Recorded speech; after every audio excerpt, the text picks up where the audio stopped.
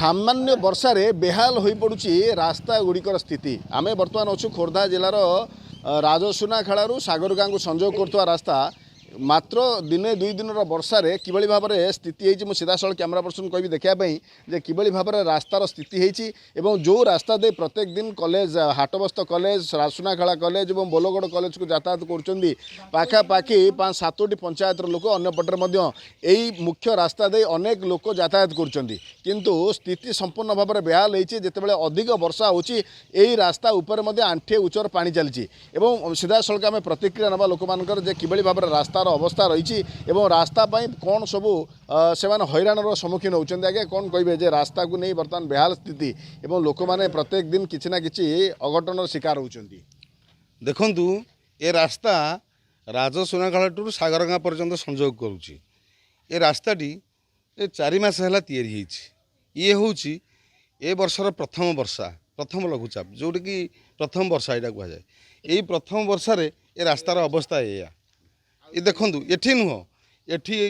ये उपर छक बांकुर उपर छक राजसुनाखेला कुम्हारी छक तर अवस्था बेहाल। एठी स्कूल कॉलेज हॉस्पिटल बैंक फांडी ये सदा बेले लोक मानकर यातायात एवं ये भारी जान ठू आरंभ करी यहाँ हूँ व्ययबहुल रास्ता। ये रास्ताटा गोटे गोटे कहुए प्रत्येक अनेक गाड़ी मोटर जावासा कर अनेक लोक जावासा कर रास्ता पर समस्त निर्भर कर ये रास्ताटा को एभली भाव में कम कर 4 मास है 4 मास है देखो रास्तार अवस्था 4 मास भितर रास्तार अवस्था बेहाल हो पड़ी। किभली भाव चित्र देखुं प्रत्येक दिन यातायात कर समस्या कौन सब भोगुं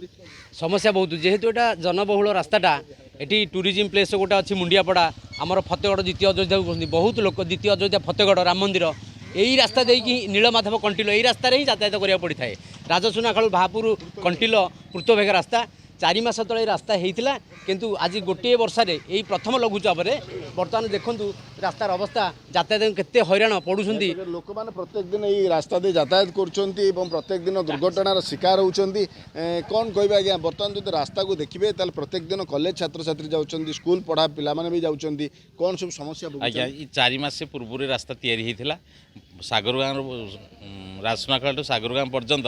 ये रास्ता 4 मास पूर्व जो तैयारी होता पूर्त विभाग रास्ता किंतु गोटे वर्षार आर दयनीय अवस्था शेष आउ नहीं कहले चले रास्तार लोक मैंने जो प्रकार हैरान हरकत हो जाऊँगी तार अवस्था कहले न सरे एप्रति दृष्टि दि जाऊ। रास्ता दे प्रत्येक दिन कहीं ना कहीं जाऊँच लोक हैरान होती कौन सब असुविधा असुविधा कौन हो असुविधा अर्थला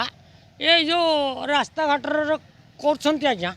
रास्ता सीना देखते पलैब तुम देखुले कि रास्ता को नहीं अनेक समस्या देखा मिलूँ से ही रास्ता को आम देखा जो रास्तार प्रत्येक दिन लोक मैंने यातायात कर